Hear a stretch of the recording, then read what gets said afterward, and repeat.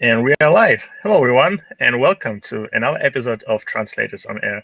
My name is Dmitry Karniukov. I'm your host. Join me tonight, my incredible co-host, Yelena. Hi, Yelena. Hi, Yelena. And our guest tonight, Lucy Brooks. Hi, Lucy. Hi. Lucy is a qualified translator from German into UK English, concentrating on business, commercial, and technical texts. In 2010, she founded eCPD webinars and has produced hundreds of webinars for translators continuing professional development, covering most of the subjects in which translators work. And this is going to be the topic of our today's conversation, CPD for translators. But before we jump to the topic of our conversation, I would like to make a few announcements, as always. The second season of Translators On Air has been sponsored by our friends at Smercat. Smercat offers translation technology for translators, and they provide it absolutely for free. So if you're looking for a great cat tool, check out Smercat by clicking the green button below this video, or visiting the first link in the description if you're watching this in the recording. And of course, I would like to wish everyone a happy International Women's Day. Today is a great day, and we have so many amazing women in our industry. I think we are very lucky to have so many great and inspiring examples to look up to. So I would like to wish everyone a happy International Women's Day. Wish you all the happiness in the world and great success. And we already have a few people tuning in. Hello, Claudia. Hello, Hagen. Hello, Sylvia, Dmitry, Una, Valentina, Engine, Monica. Thank you so much for tuning in, guys. It's always a pleasure to have you on our show. If you're watching this for the first time ever, I would like to quickly show you around. This is a free webinar. It's a live webinar, so everything you're seeing here is happening in real time. If you want to ask a specific question, there is a orange button below this video that says ask a question or suggest a topic. Or if you want to just say hi, you can use the chat window on the right hand side and tell us where you're from. All right, Lucy, how are you? I'm fine, thank you. I'm doing well. I've got an echo. I'm not sure whether you can fix that. I don't know what's happening. Is it better right now? Well, it's when I speak. Never mind, carry on. Yes, well, this is a live webinar. Sometimes these things happen, unfortunately. But seems like the echo is gone. At least I don't hear it right now. Good, as long as everybody else isn't getting. Yeah, guys, if someone is having problems with the video or audio, you can let us know in the chat window. Lucy, how was your day? Today I have been extremely busy. I did a translation to start with. Then I did a rehearsal with a speaker for a webinar next week. Sorry, this echo is kind of making me feel peculiar. So sorry about that. What else have I done? I have been tidying my office in the afternoon. And then I have been doing some domestic stuff as well. So that's my day. Are you guys celebrating International Women's Day? Or it's not that big of a deal? Not particularly, no. Because it's already 5 o'clock here. I'm in the UK, so my day is more or less over. I've been following it on Facebook. A lot of people have been commenting and wishing each other happy International Women's Day. But no, we don't really celebrate it. I believe they have a holiday in Russia. Yep. It's actually a very big holiday in Russia. I think it's a public holiday, and a lot of people don't actually work today in Russia. Not in Canada though. In Canada, it's just an ordinary day. Right. But my wife actually she was featured in the company's newsletter, and they celebrate the International Women's Day by creating this newsletter where they publish inspiring stories of all the women of the company she works at. She's working at the architectural company, so this is nice. Yep. So Lucy, can you please tell us a little bit about yourself, about your background? How did you become a translator? Can you tell us a little bit about your journey? Well, I'm probably older than a lot of the people in this room, and so I've had a long career. I spent a lot of time in tourism, working in Spain. And then later I was working in public relations. And I also, along the way, learned how to use computers when they came in the 1970s. And so I actually ended up training people on their computers as they bought them. I don't know if anybody remembers the little Amstrads that were the very first personal computers that people could afford. Well, what happened was a lot of businesses purchased these computers, but didn't know how to open the box even. So I ended up not only opening the box, but getting their computers set up and working for them. So I used to set up their accounts packages and their databases and all that kind of thing. But of course, computing has gone a long way ahead now. And I am now struggling to keep up. I am not ahead like I was at one time. So yes, anyway, then what happened is that I decided that I would like to be a translator. I had trained when I was younger, but I'd never had the bottle, if you like, to actually set up as a freelance translator. But suddenly I was in a position where I could do that. In other words, I could afford not to have any income for a while. But in actual fact, as soon as I started, I got 2 or 3 customers, and I really never looked back then. And that was about 25 years ago. And then 7 years ago, I started eCPD webinars. And yeah, that's developed obviously over the last 10 years. I'm just going to see if I can change my mic in some way. Yeah, sure. You can give it a try, because I can also hear echo at the moment. Yeah, it's very off-putting. Are you sure that you don't have this page open in any other windows? Yeah, I think it's picking up 2 mics. This one doesn't working. Okay.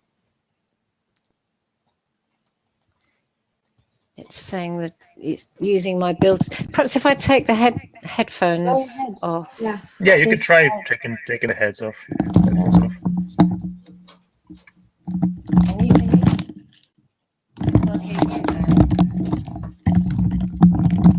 Can you hear me? Yeah, we can hear you. That is a little bit better.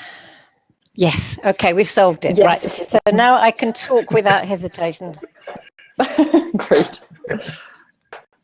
So tell me a little bit more about the eCPD. How did you decide to create this company, and what was the initial purpose of this? Well, at the time, I was on the committee for the Chartered Institute of. Sorry, I've still got the echo. The Chartered Institute of Linguists in London, and I was on the committee for the Translators division. And we used to run CPD for the members. And of course, it was all face-to-face, and it was mainly in London, because that's where we're based. We're in the south of England. But what happened was people used to say, well, can you come and do it in Manchester, Glasgow, you know, Cardiff? But of course, it was very difficult because we were just volunteers and we didn't have the budget to do that kind of thing. So that was about the time when webinars was starting, and I investigated how you could do it. And that's how eCPD was born, really. And we just sort of started by repeating some of the ones that we'd done on a face-to-face, but then gradually we developed into a lot more varied and wide wide-ranging program. And so right what now, kind of... Yeah, go ahead, Yelena, sorry. Okay, what kind of programs are there? What kind of CPD programs are there? The CPD programs that we have, we split them into about 10 different categories. So we have a program for interpreters, financial translation, legal translation, medical. What else have we got? Tools for translators. Then there's the business of translation. So, for example, how to operate a business, how to write a CV, that kind of thing. And science and technical. That's the one I've missed out. Mm-hmm. So there's, as I say, there's about 10 different categories. And what are the most popular categories if you take a look at the number of attendees? Medical, legal, creative. People just love it when we do a creative session, teaching people how to write clearly, how to be creative, how to do transcreation, and so on. And why do you think legal and medical translations are so popular along with creative? Is it because these subject areas are more complicated ones? Well, at least they seem to me. As someone who's not specialized in these types of translation.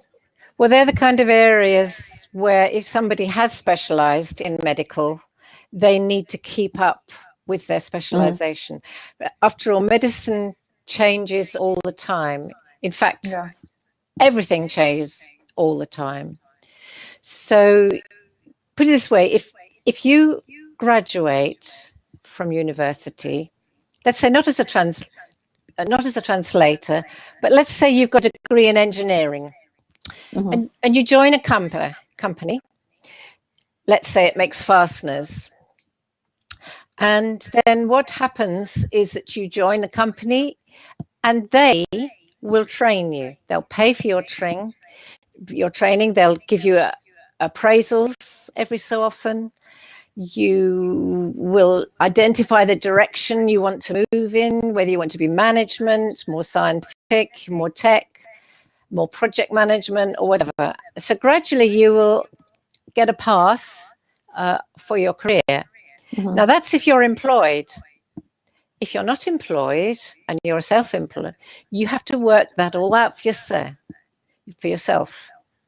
You have to do your own appraisal. You have to sit down and really work out what you want to do, where you want to go, and how you're going to do it. So that's really what CPD is. We're not trying to teach you how to do your profession. What we're trying to do is help you develop it.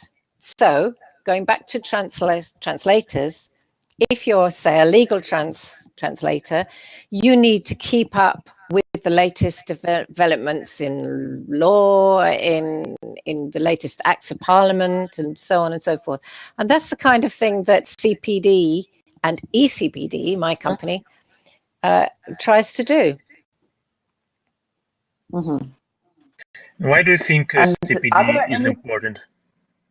Why is it important? Well, it's important. I just find some notes here. Well, we need to keep on top of technology as it develops, way beyond what we learned at university. If you do an MA course, you've probably learned how to use Trados or MemoQ or one of those. But these things develop. You've got to keep on top. And keep up with what's changing. We have to keep up with translation industry issues. We need to tackle our own personal work issues, identifying our weak areas that we'd like to develop into, but we don't know how. Further, we need to keep up with our own target language as things change. Now, English is my target language. It's my native language, but there's slang, there's marketing speak, business speak, new terminology in specific areas. It's changing all the time. Plus, it's necessary to keep up your source language skills.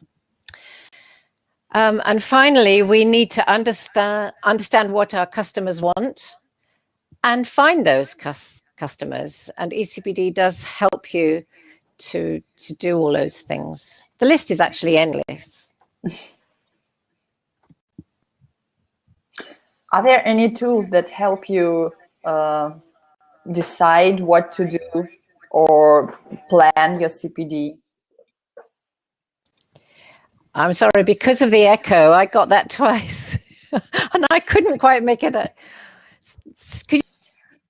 How can you plan your CPD, and how can you decide what to do in terms of CPD? Planning CPD.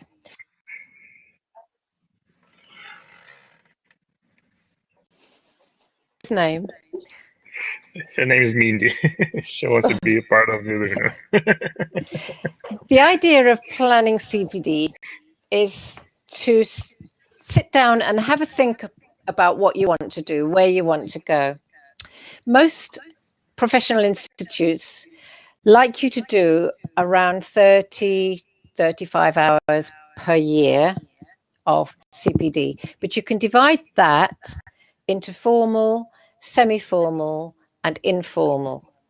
Now, most of us are doing informal CPD all the time. While you're translating, you're researching, you're finding out, you're doing that kind of thing. Or you're watching TV, or you're reading magazines or books. That's all informal CPD. But there is also what I would call semi-formal CPD, which would be a little bit more structured, maybe visiting a client, maybe going to an exhibition, that kind of thing. The other is what I would call formal, which is actually attending a seminar, a conference, a workshop, that sort of thing. I've actually got, I'm going to show you, I'm not sure, it's back to front. It's because the camera's reversed it. But this is a little plan that I have, which I start at the beginning of every year. And what I do is set out what I want to do, because I've done a little, if you like, a SWOT analysis. Do you know what a SWOT analysis is? Strengths, weaknesses, opportunities, and threats. Okay. Yeah. So basically, you sit down and work out where your weaknesses are, what you've got to work on. And then having done that, you identify what you can do to remedy that. And then the next part is actually to do it.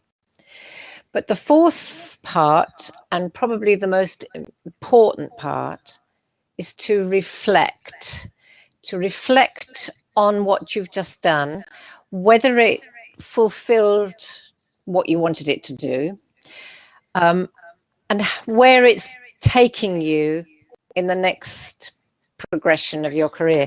I've got similarly, this is a little reflection form that we use for people to fill in their thoughts about, well, either one of our webinars or whatever they've done.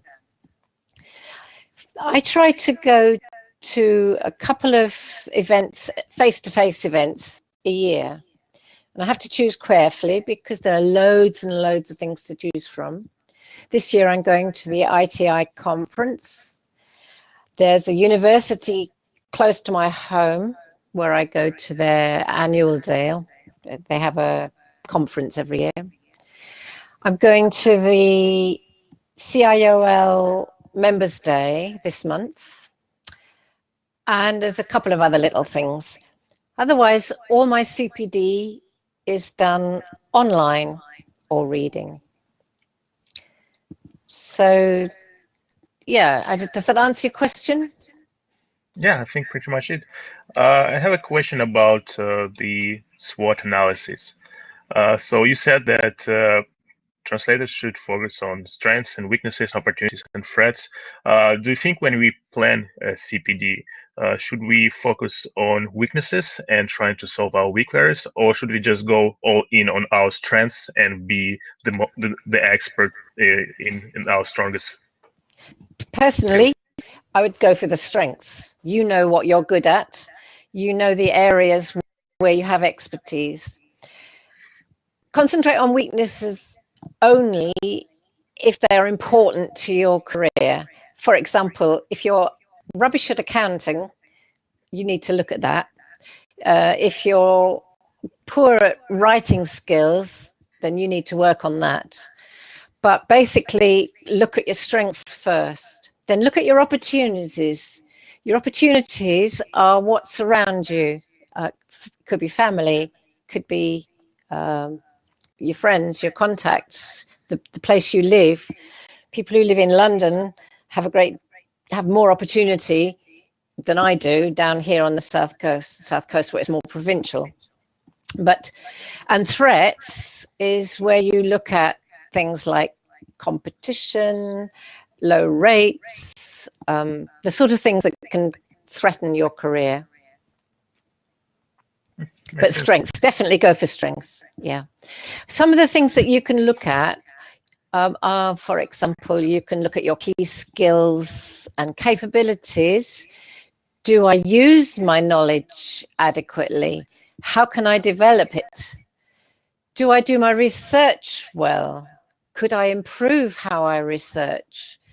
Do I communicate with my clients well? Do I understand finance and keep good accounts? Do I fully understand the technology I use? Quite clearly, I don't, because I cannot solve this echo issue. Do I communicate with others in the industry and keep abreast of what's happening? And another one would be, do I manage my time well? So those are all things that you can look at and then work out what you could do better. Perhaps work in an area you don't know very much about, so you could learn a bit of background about it. And you need to get a foothold. Find more private clients, a bit about proofreading, editing. I mean, how many of us are asked to edit a piece and we don't really know how to edit? Yeah. But you can learn. And also, very important, understanding the ethics of our profession. And all of these things that I've been talking about are available with eCPD webinars, either as a video or as a webinar coming up in the future.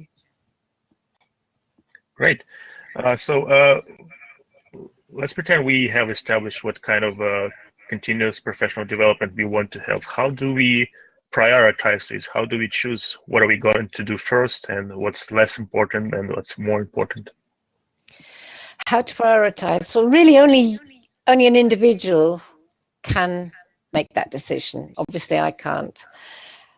I suppose if you told me what your needs and wishes were, I could help you. But basically, it's down to you. And then, excuse me, it's down to you to find the course, the seminar, the conference that you need to go to. I mean, I can offer guidance. So that's how to do it, basically. It's an individual thing. Yeah, I think it makes sense because all of us are different. We all have different needs, and I guess it all depends on the situation you're in and where exactly you wanna see yourself developing on your career path.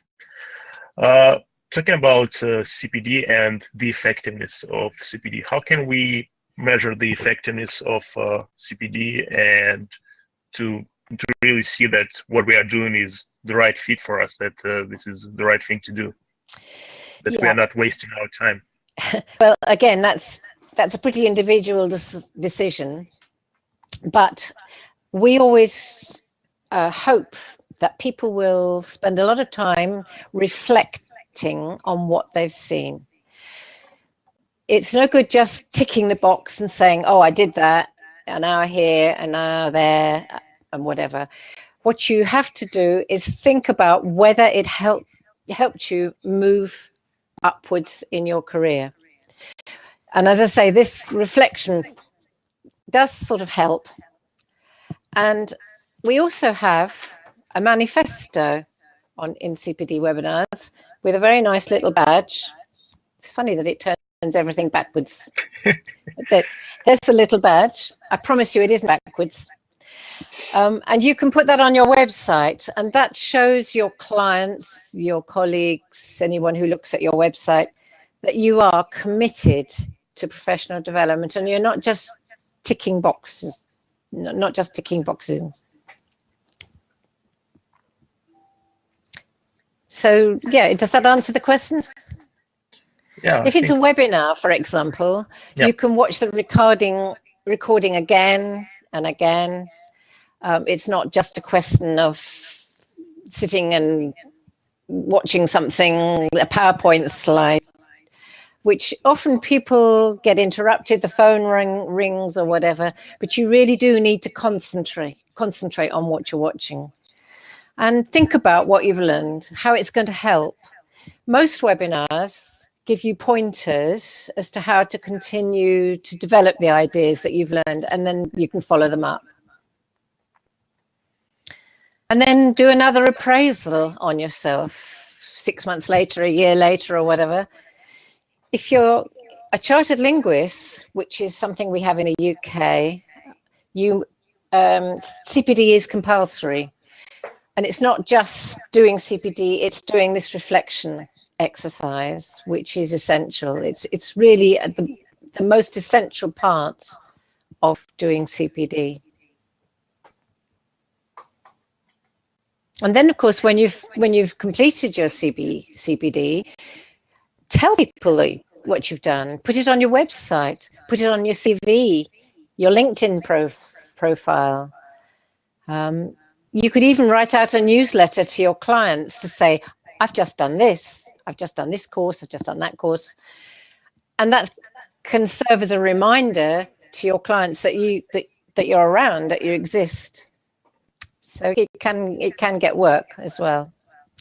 And if you're not a member of a professional association, I think you should go for it. You should join one, because the world and our profession are evolving, and we need to evolve with it. If anybody wants that reflection form or the CPD plan, I can send it to Dmitry, and he can send it out afterwards. Yeah, actually, before this webinar with Lucy, she sent me a handout, and we're going to share it with everyone after the end of this webinar. I'm going to send you an email, and we're going to attach this handout. Lucy, it would be great if you could also set these reflection forms and do it other before forms. I shoot off. Yeah, because it seems like it's a very great tool for working on the CPD and figuring out where you want to go. We actually have a question from one of the members of our audience. Carolina asked, how can we assess the CPD course before investing our time and money? How can we know that this is what we are looking for? Of course, apart from reading the teaser or summary of the course webinar. Quite hard to make the teaser, as you call it, as descriptive as possible. We identify the target audience so that you don't sign up for something that won't help. But you can always ask us if it's suitable for you, or you can ask somebody who maybe attended it before. We often have comments on the videos of people who watched it to tell other people what it's like. And also, our trainers are quite approachable. So if you're worried about it, simply ask, and we'll give you as much information as we can manage to give you. Great. And how many trainers do you have at eCPD webinars, and how do you select trainers? Well, if you look at our website, we've got over 100 over 100 on our website. How do I select them? It's a very time-consuming process because I have to, first of all, identify the subject that I want a webinar to be given on. And then I have to find an expert. Finding that expert is quite difficult. And then persuading the expert to work with us is also quite difficult. Assuming that we can agree terms and dates and content, then I put it on the website ready for people to buy the webinar. We don't have massive numbers. We don't charge huge fees. So we're not able to pay trainers huge fees, which you know, some trainers do expect high fees, and we just can't manage that. I recognize that translators don't have huge, very deep pockets, so we've always kept our prices very reasonable, and we don't get high numbers. So you know, we're not sort of making loads of money. We make some. We do. It's worth doing, but we're not millionaires. So. Have you ever had people complaining about the quality of the webinars, or maybe they were not quite satisfied with the webinar or course they took and they wanted their money back? I've never actually had to give anybody their money back. At least not since the very beginning. There was one occasion where the poor speaker he got so nervous, he just fluffed and dried up totally and just couldn't continue. Poor guy, I felt so sorry for him. So I gave everybody the choice of either another webinar or their money back. Most people went for another webinar. But apart from that, no. We do get a couple of people who make comments, slightly negative ones. They're never, you can never satisfy everybody, but usually they're minor. Most people are very happy with what we do. That's great to hear. Yeah, I'm just sorry about this echo that I'm getting, because it's really difficult to talk. But yeah, and seems like Yelena is also having problems, because I see she's jumping in, jumping back, and she also mentioned that she's having internet problems. Maybe that's something with the internet worldwide. I don't know. Yeah, it's strange. Anyway, we'll continue. So, Lucy, how do you see the future of eCPD webinars, and do you think that continuous professional development will become even more and more important in the future for translators? I believe that it will do. Right at the moment, there is a huge offering of CPD or webinars. There are free webinars, there are paid for webinars, there are courses. Some are of dubious quality, shall we say.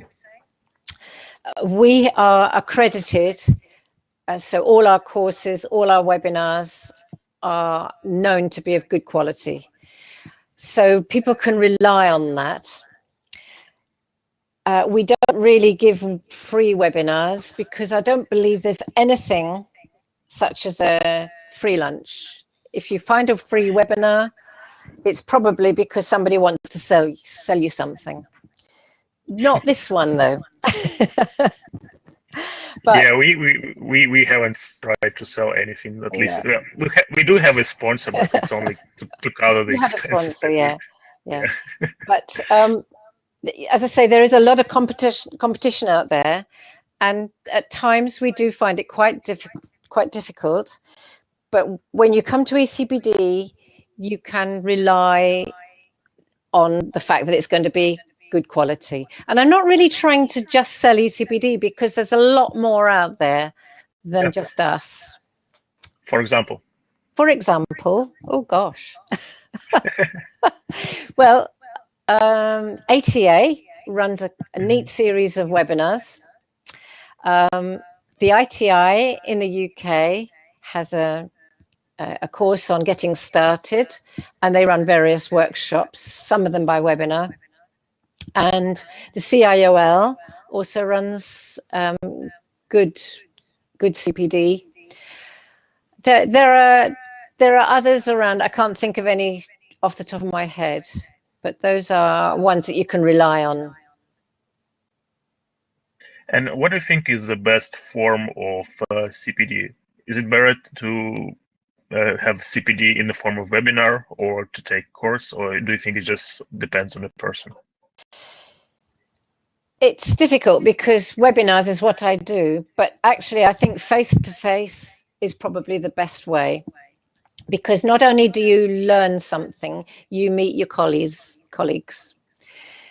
I started eCPD webinars because there are many reasons why people can't get to face-to-face events. It's expensive to travel. You have to take a whole day or a week or whatever. It's time consuming. And it's sometimes just too far. If you live in the very north of Scotland, for example, coming to London is a huge deal. But if you have a webinar, then it's just a couple of hours out of your day. So that's really why I started. There are reasons. It's not just expense. Some people have home care duties. In fact, that's, that affects me. Small children, elderly relatives, all sorts of things that make it difficult to travel, not counting the expense. Do you think mentoring can be also considered as some sort of a CPD, and do you think it's more valuable than webinars and courses? Because I've seen a lot of interest in mentoring lately. A lot of people seem to be fascinated by the idea of senior translators teaching newcomers to our profession, and it's become more and more popular. Do you think this can also be considered as a CPD? Oh, definitely. And it's CPD for the person doing the mentoring, because one facet of CPD is giving back rather than learning. But yes, mentoring definitely counts as CPD. And the idea of mentoring is that you find somebody working in the same pair who is more experienced and can help you with your translation work, a bit of guidance, help, advice, support, that sort of thing. Do you guys have any plans to offer mentoring services in the future at eCPD? We offer a consultancy service, which people can sign up for it, and they get an hour of time and a report and some suggestions. That is kind of mentoring, but it's more consultancy. Right now, no plans to do that, but it's a good thought. I'm nothing if not flexible. Yeah, I mean, I've seen a really great interest in mentoring lately, both on the open mic and around the various groups I'm part of, and seems like people really enjoy the idea of one-on-one relationship with the mentor, because webinars are great, but a lot of times people join webinars and they don't interact, they don't participate, they don't ask questions, they visit it and call it a day, right? And sometimes I think one-on-one relationship could be much more beneficial both for a mentor and the mentee. That's what I call tick box, just going to a webinar just for the sake of it, and really you don't profit from it. Mentoring, yes, one-on-one. You can do it by Skype, one-on-one. So you don't actually have to travel. But it's not quite the same as a CPD webinar. For example, let me just think of a webinar we've done. I hired an expert in the oil industry, oil exploration industry, who knows everything there is to know about oil exploration. And he put together a fantastic webinar for us on his subject. He's not a translator, so he wasn't showing you how to translate, but he was explaining his industry, the background to it. A lot of terminology came into it as well. So that's the kind of background that you can get from a CPD webinar, which you wouldn't get from a mentor. So the two things are different animals. I see. And you also mentioned that there are a lot of competition out there in terms of CPD, and the competition is tough, and sometimes the quality of competitors might not be that ideal. How can a translators be aware of the quality of the CPD they're taking, and how they can avoid being scammed, for example, or what are the things they should be looking for from CPD they're taking? I think accreditation is the main thing. We have accreditation from 3 different areas. One is the Dutch Bureau for Sworn Translators. The other is CIOL, and ATA approves all of our webinars. I think if you can find a provider that has been around for a while, that is a kind of attestation. By the way, earlier you asked me about who's offering webinars. I should actually mention Academia in Germany. They do a lot of work for the German language market. So if you're German language, you will find good stuff there with Academia. Otherwise, it's really caveat emptor. Buyer beware. You need to just be aware. If it looks good, too good, and it's free, maybe it's not. And get referrals. Get find out about the person who's offering it. Go onto Facebook, ask, look at LinkedIn. Yeah, with social media, I guess it's very easy these days to get some feedback and find people who actually took the webinar and learn more about their experience. I keep thinking of more people. The Société Française de Traducteurs, the French professional association, they run a very, very good series of webinars, mainly for French language. So it's available, and usually through professional associations and us. Yeah, I guess one of the safest ways is always figure out what kind of a professional association you have in the area or in the city, in your region, and figure out what kind of CPD they might be offering, right? Indeed. Lucy, I don't really want to torture you anymore. I know you are suffering from the echo. Yeah, and I'm sorry. I really apologize about it. I don't know what is happening. Plus, we lost Yelena in the beginning of our webinar, and she's nowhere to be found. So somewhere on the cybernet. I don't want to torture you anymore. Just have one last question, and we Sure. kind of can sum up. How can translators benefit from CPD? Well, I think I said earlier, you can use what you're doing to advertise your services, to expand your services, to tell your clients, to remind clients that you're around. For example, I do a newsletter about 4 times a year. I tell them what I've been doing. And it just kind of reminds people that you're around. And it's unbelievable how often somebody responds with a job from a client you maybe haven't heard from for a while. So, and also they might have you down in their database as being, let's say, just legal, but you have diversified a little bit into financial, so you can tell them that, and then you will get possibly more work.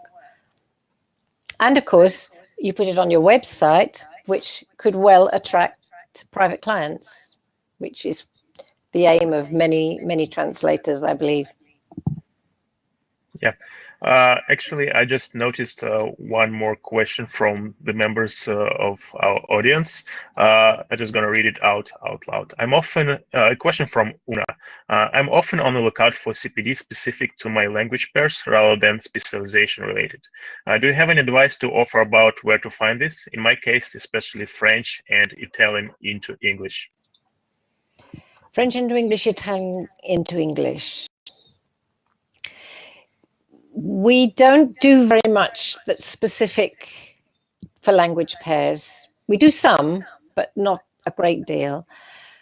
I would think probably your professional association, either SFT for the French and whatever the Italian is. I think there are 2 or 3 organizations in Italy.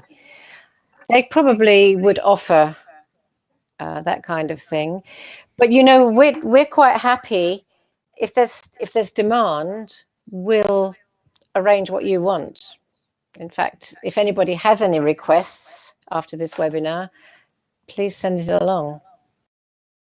What's the best way to reach you? Do you have a contact form on the website, maybe? Yeah, just search for eCPDwebinars.co.uk. Just search for it. We'll come up. Or search my name, Lucy Brooks. It'll come up. And that's how to find us. And there is also a follow-up question, if you don't mind, from Una. She was also wondering, does ATA and ITA web CPD available to non-members too? Yes, usually a little more expensive than to members, but it's open, yeah. Yeah, so yeah, check out the eCPD webinars if you're looking for great webinars from a certified organization, which we figure out is very important when you're looking for CPD. And of course, you can also check out the websites and offerings of your local professional associations. I think it's a great way to start looking for CPD that would fit into your specific needs. I would like to thank you, Lucy, for joining us today. It was a great pleasure talking to you. I'm really sorry about the echo and that we lost Yelena, and that we have to struggle with technology. But unfortunately, when we are recording these live webinars, things can happen. I know. But anyway, you did great. You did great. Thank you very much. Thank you so much, everyone, for tuning in today. Thank you so much, guys, for watching. This is actually going to be the last episode of Translators on Air for the 2nd season. We also have one bonus episode, well, Yelena and I, but we'll make a separate announcements via email. We're also going to send you some handouts that Lucy has prepared for us. I took a look and they're pretty awesome and extensive. There is a huge list of links and ideas for CPD. I think you're gonna enjoy that. Thanks again for watching, and don't forget to check out the website of our sponsor at smartcat.ai.